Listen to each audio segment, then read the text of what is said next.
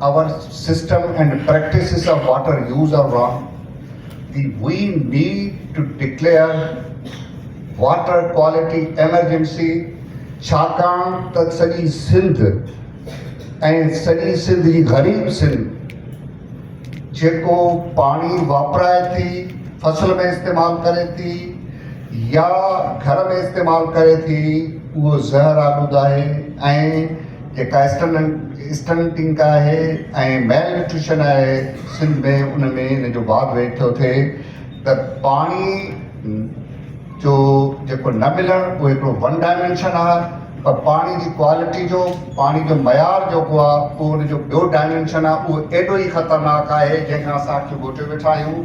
त we need to raise this question to Federation and everyone who is contributing to pollution of river Indus. Thank you very much, sir.